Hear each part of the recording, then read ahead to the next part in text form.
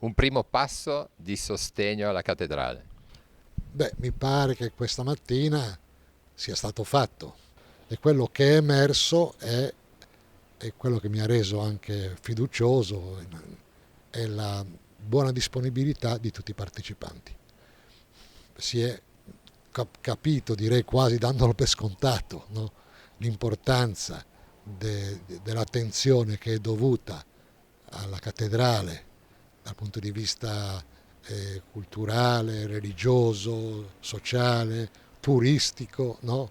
E in questo senso qua si è visto la disponibilità, la comprensione da parte di tutti i partecipanti.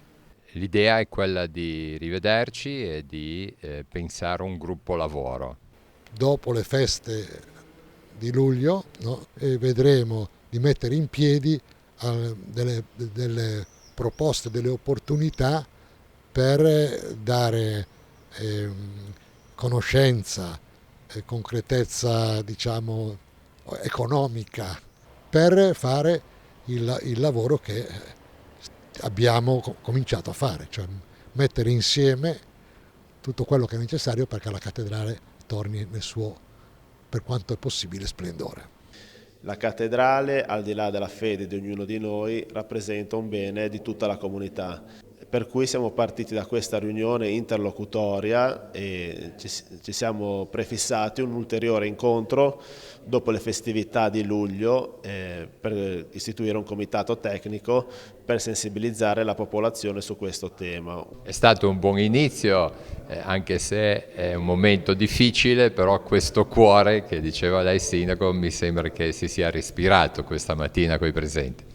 La crisi economica si riflette anche in parte sugli istituti di credito, alcuni presentano dei momenti di difficoltà, però da oggi si è percepito la sensibilità. Soprattutto per divulgare la notizia attraverso i propri clienti.